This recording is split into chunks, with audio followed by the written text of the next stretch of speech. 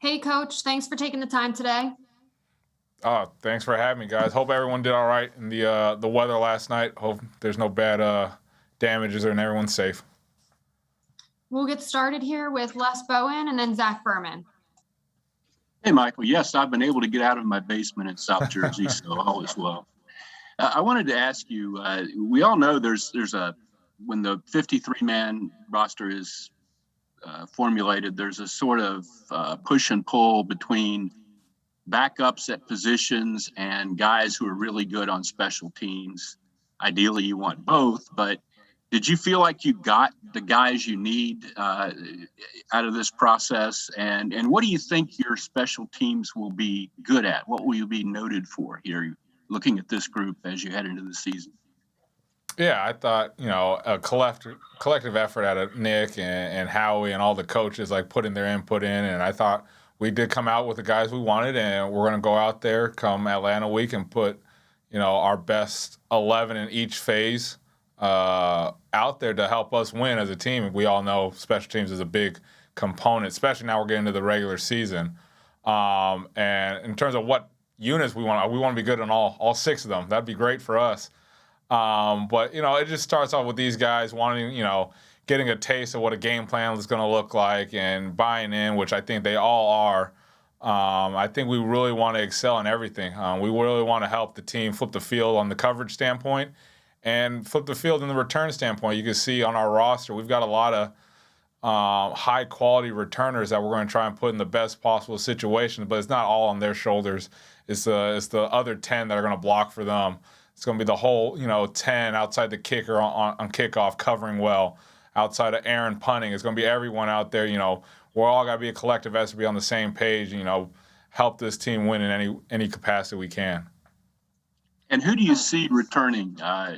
Who's at the top of that group right now? We have a good mind. We don't want to give the Atlanta, a special insight, but as you saw, we rotated a lot of guys through preseason. There was a lot of guys that have a dynamic speed, dynamic cutting ability. So we have a good thought as in terms of a coaching staff and who we're going to throw out there. But we have a nice room to pick from.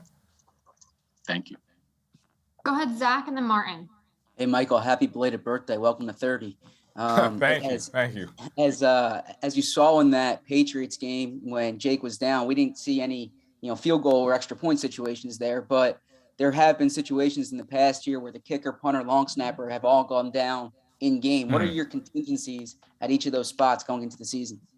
Yeah, and on the off part of the field, we have our backups ready to go. We got a backup long snapper. We actually have a couple. We got a backup holder. Then when it does come push to shove, we have a backup kicker for extra point situations or field goal situations.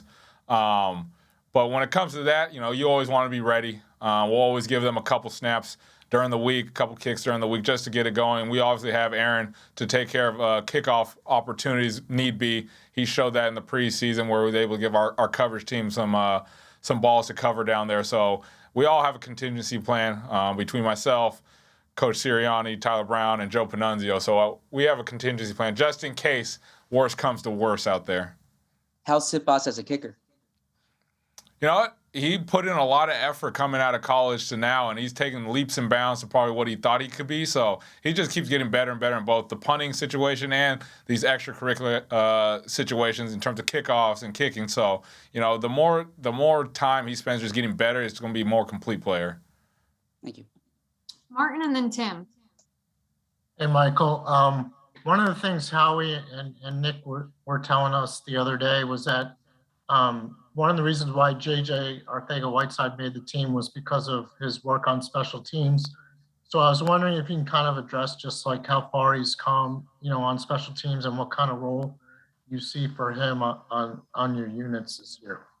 Yeah, I thought JJ did an unbelievable job. Obviously, coming from San Francisco, everyone had basically a clean slate with me. But he came in every day from the off season to the training camp, and he put on his hard hat and he came out to play, and he just kept getting better and better. And it's not just him. I think everybody that was on the team got better and better. One, it's a new system coming from playing with FIP and everything, so they're just a little something new. But I thought JJ did a really good job in just terms of embracing and getting better and better. And I always tell these guys, when you get that first tackle, they start to come in bunches. And he had that one in Pittsburgh, and it's one of those things like, all right, this is actually kind of fun, but outside of JJ, I thought everyone started to get better and better as the preseason went on, as the training camp went on. So it's always good from a special team coach's standpoint to see the leaps and bounds guys go from not really playing special teams to actually like embracing it and seeing it. And it's, comes down to the core of why you're a coach. You just want to see guys get better and better, which I thought everyone did, including JJ. We'll go to Tim and then John McMullen. Hey, Michael, how did Jake end up injuring his ankle? How is he now, and what have you seen through him through the course of the offseason? I thought Jake's done an unbelievable job. It's something minor.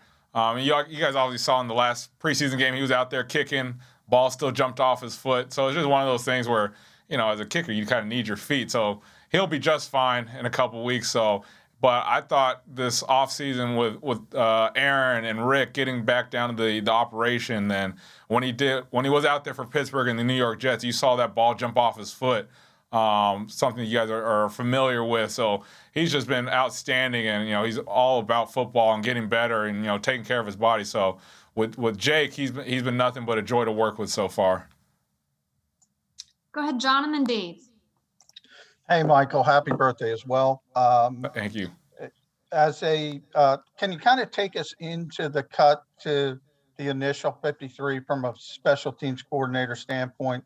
Obviously, we've seen, especially in Philadelphia, when you're a great special teams player, as you had when you were here previously, the Maragoses, the Bremans, you kind of pound the table for certain guys. Yeah, I don't want names, just kind of the philosophy of how things are for you as you guys near that cut down.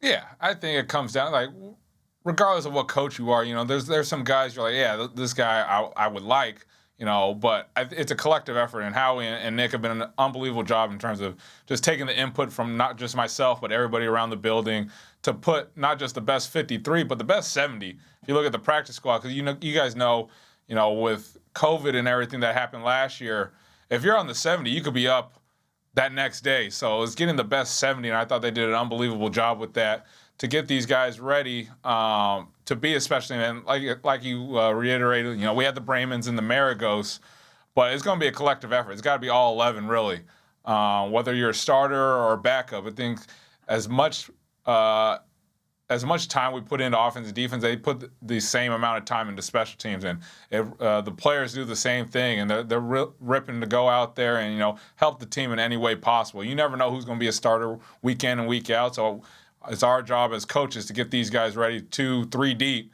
just in case we get put in a pinch. Hey, you got to go out there. They're on their P's and Q's. They're not sweating about it. They know what they're going to do, and they're going to do it at a high level. Go ahead, Dave.